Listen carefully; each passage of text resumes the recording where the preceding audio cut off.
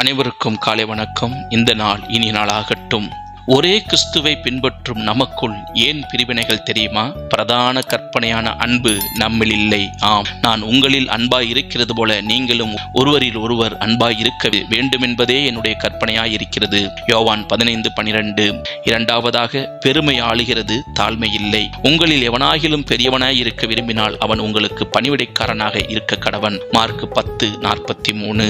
மூன்றாவதாக, பிசாசின் போதனைகளால் பிரிக்கப்படுகிறோம். அநேகர் வேறு விதமாய் நடக்கிறார்கள். அவர்கள் கிறிஸ்துவின் சிலுவைக்கு பகைஞர் என்று உங்களுக்கு அநேகந்தரம் சொன்னேன். இப்பொழுது கண்ணீரோடும் சொல்கிறேன். பிலிப்பியர் 3:18, 1 தீமோத்தேயு 4:1, கலாத்தியர் 5:8. நான்காவதாக, சபை ஜாதி அடிப்படையில் பிரிக்கப்படுகிறோம். கிரேக்கன் என்றும் யூதன் என்றும் இல்லை, விருத்த சேதனம் உள்ளவன் என்றும் விருத்த சேதனம் இல்லாதவன் என்றும் இல்லை, புறஜாதியன் என்றும் புறதேசத்தான் என்றும் இல்லை, அடிமை என்றும் சுயாதீனம் என்றும் இல்லை. கிறிஸ்துவே எல்லாரிலும் எல்லாமுமாய் இருக்கிறார். கொலோசியர் 3:11. இப்படி அநேக காரியங்களினால் இருந்து கிடப்பதனாலேயே சபைகள் இன்றைக்கு அழிந்து வருகின்றன.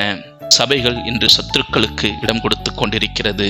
நாம் அதில் இருக்கிறோமா என்பதை நிதானித்து பார்ப்போம். இந்த நாள் இனிய நாளாகட்டும்.